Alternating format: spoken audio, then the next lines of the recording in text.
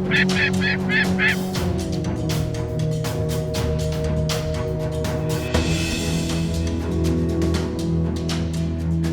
are the Inuvialuit, the Inuit of the Canadian Western Arctic.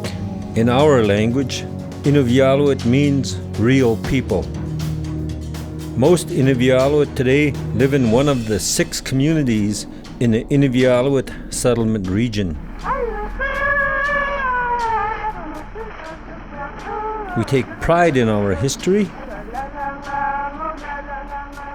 and gain strength by knowing where we come from, the traditions that guided our ancestors, and about events that have shaped the way we are today. Our history is recorded in legends and stories passed down to us by our elders, in archaeological sites, in photographs preserved in archives, and in objects in museums, and in our art. Inuvialuit history extends back into the far distant past to a time immemorial that we call Ingalarani. Ingalarani is remembered mainly through stories and legends that tell us where we come from, about ancient beliefs that explain the world around us, and about cultural values that we still share today. Archaeological sites in the Inuvialuit settlement region show that our earliest ancestors, people of the Thule culture, arrived here from Alaska about 800 years ago. Thule archaeological sites often contain artifacts that have been preserved for centuries in the frozen ground. When the Thule people first arrived, their main quarry were large bowhead whales.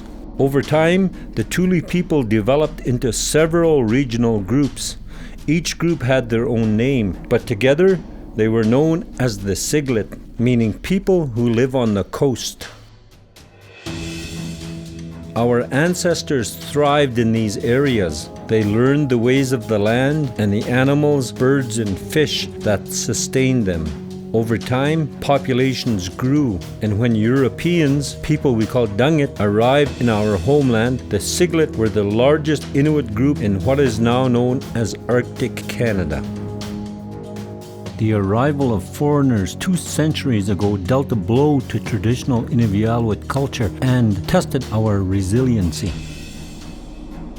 Explorers from other parts of the world began to arrive in the late 1700s, seeking wealth and new lands to claim for their own home countries.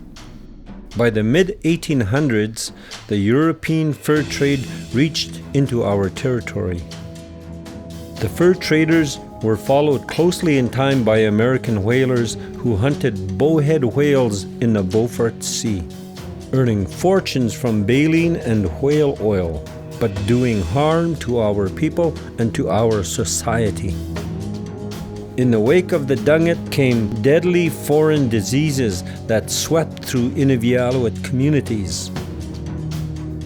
Our traditional ways of keeping harm away and curing sickness when it struck failed to protect us, and the hills behind our traditional settlements became dotted with the graves of the many who succumbed.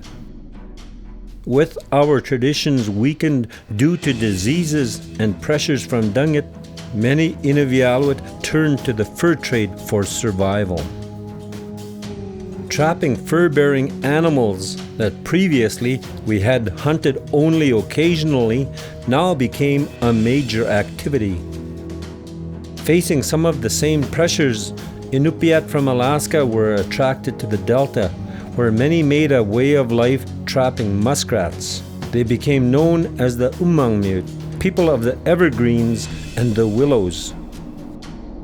Some of our ancestors purchased schooners, which allowed them to travel long distances to rich fur trapping areas. In the east, they mingled with the Inuvialuit. As time went on, church, missionaries, police, and government put pressure on Inuvialuit to turn away from cultural traditions. Worst of all, the church and government decided that they could educate children better than their parents could, and made many of us attend residential schools, where we were separated from our families for long periods of time. In the 1970s, exploration for oil and gas on traditional Inuvialuit lands transformed Inuvialuit society. Although the oil and gas industry brought jobs and economic opportunities, it also threatened the lands, waters, and animals that are our responsibility to care for as stewards of this land.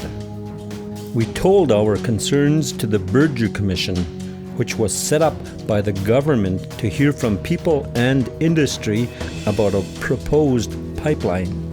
Our success in blocking the pipeline, at least until we were better prepared, encouraged us to negotiate a legal claim to our traditional lands. In 1984, we accomplished our long-standing goal of regaining control over our everyday lives and our destiny as a people by settling our land claim with the Government of Canada.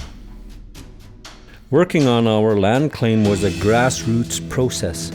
People in all our communities participated, directing our negotiators on what we wanted.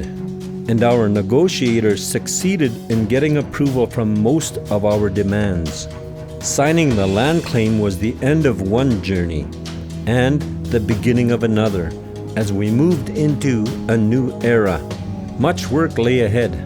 Through the IFA, we were provided with a land base and legal authority and resources to meet our three main goals: to preserve Inuvialuit culture, identity, and values within a changing northern society, to enable Inuvialuit to be equal and meaningful participants in the northern and national economy and society, and to protect and preserve the Arctic wildlife, environment, and biological productivity.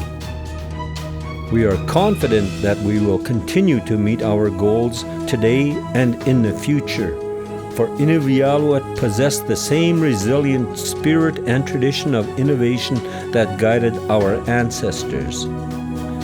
Our history is still in the making.